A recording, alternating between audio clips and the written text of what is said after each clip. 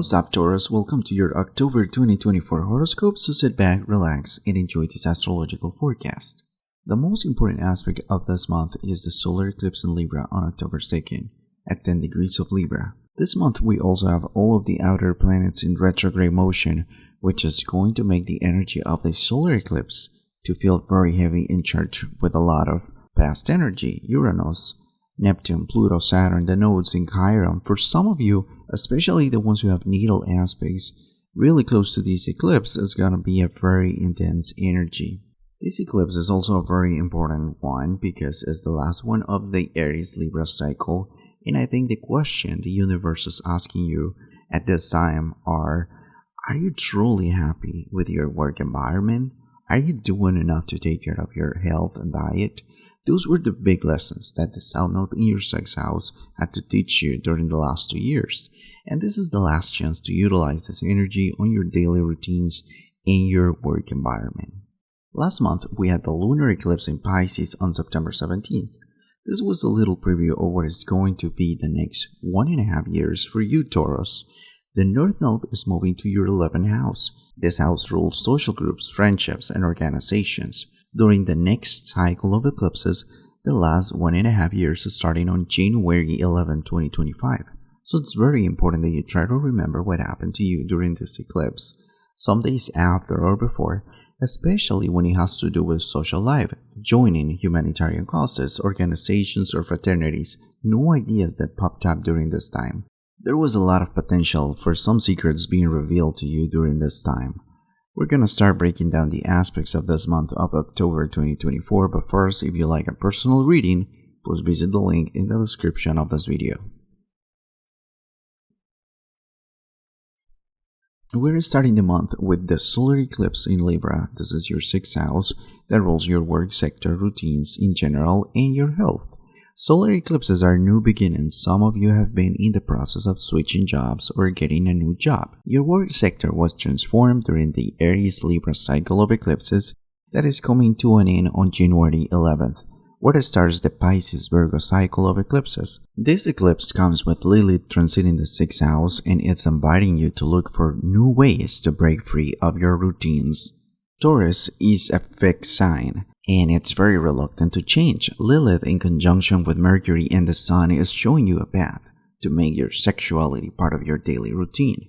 Maybe you're overlooking this part of yourself because you're focusing too much in your job or college, and this ultimately will affect your personal relationships and your health. On the other hand, this is a good time to start a new set of routines that include going to the gym and making yourself pretty.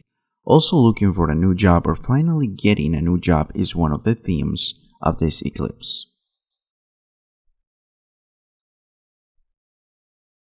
On October 12, Pluto goes direct in Capricorn and is leaving Capricorn for good, at least for the next 248 years.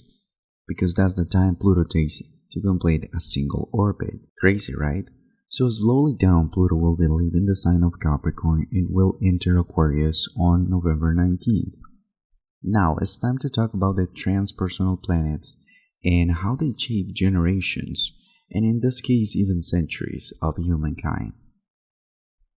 Capricorn in astrology represents structure, control, conservatism. It rules politicians, thinkers, the military, so we live in a society that was very rigid for millennia. We have mostly these powerful men that were emperors that loved to battle with each other, with their armies, and represent the patriarchy.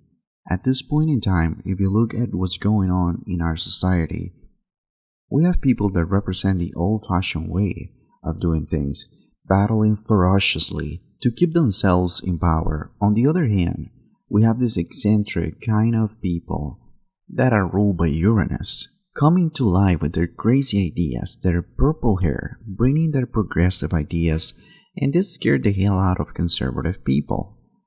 So what we need to understand is that everything has its pros and its cons, and today we're gonna discuss the positive stuff about Pluto and its shadow side. We're definitely living in a unique time. Aquarius represents social groups, technology, political ideas.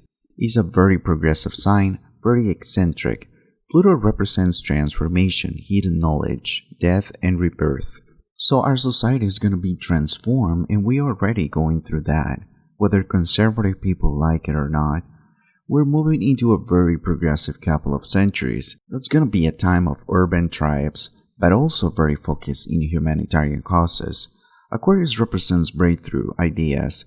This has the potential to be a time of inventions and discoveries, especially in metaphysics and everything that has to do with air energy. Planes, internet, flying cars, Pluto rules sexuality.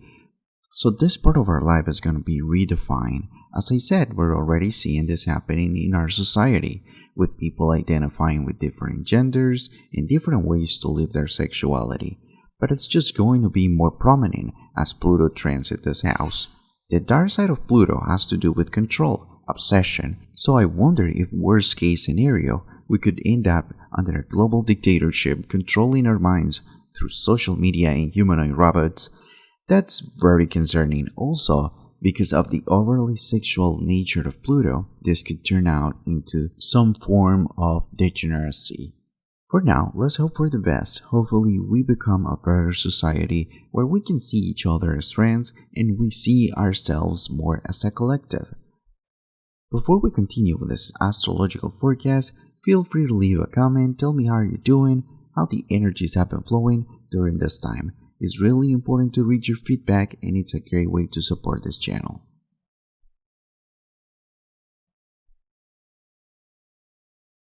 On October 17th, the full moon in Aries will be spotlighting your 12th house.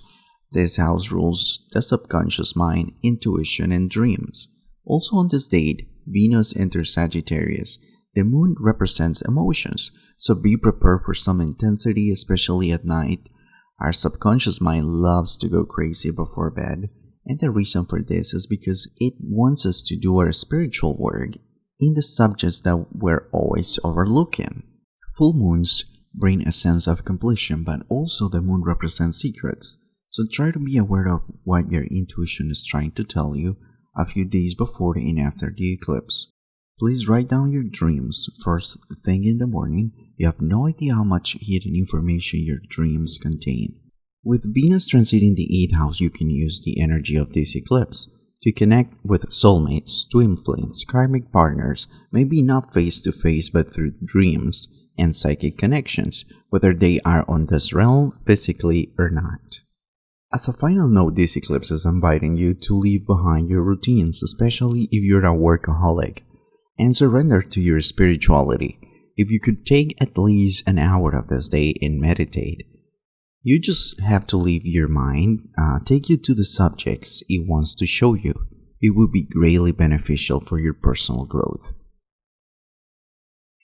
Thank you so much for your attention. I hope you liked this video. If that's the case, please like and subscribe to my channel. Also, don't forget to go to the bell icon and activate all the notifications so that way you don't miss anything.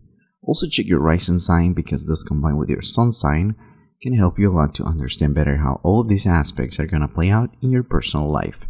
Alright Taurus, thank you for watching and I'll see you later.